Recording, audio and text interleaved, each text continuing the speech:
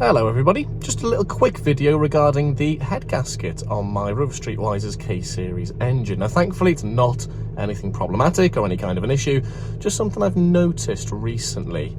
Now I've been looking at my engine and I noticed that there was no exhaust manifold heat shield on it, and I didn't really pay much attention to it. Instead I started looking online at different K-Series engined cars like Rover 25s, Rover 45s, MGZRs, MGZSs and the like.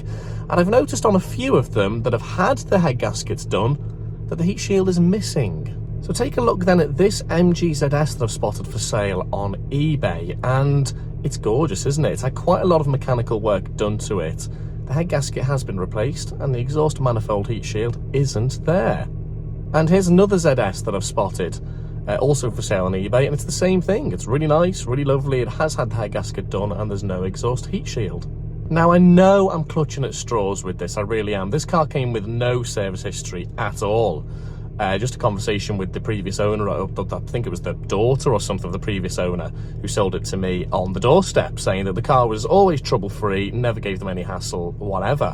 Which of course is a little bit suspect when you hear that from a Rover case, or a Rover of any sort with a K-Series engine that's got 79,500 miles on it.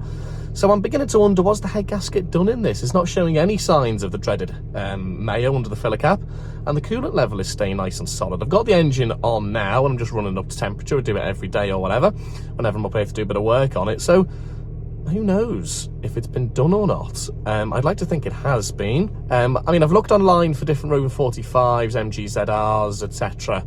Rover 25s. Most of the 25s and 45s don't get to a lifespan or a mileage where, you know, it's obviously the head gasket's been done. They usually die around 30,000-40,000 because they're often elderly owned or they get scrapped or whatever, so it's quite hard to find those with head gaskets that have actually been done. But in the case of those two ZS or ZRs that I've shown you, that could be potentially quite promising. So yeah, if anybody knows if that's a thing, or was it something that Rover skimped on because they were so skint, did they just stop fitting exhaust manifold heat shields? I just have no idea. This car didn't have a cabin filter in it, which I suspect was a cost-cutting measure. Who knows? But if you do know, if you have any suspicions, leave a comment and let me know. Yeah, that's all really for this video. Just a little bit of musing around the head gasket on this car.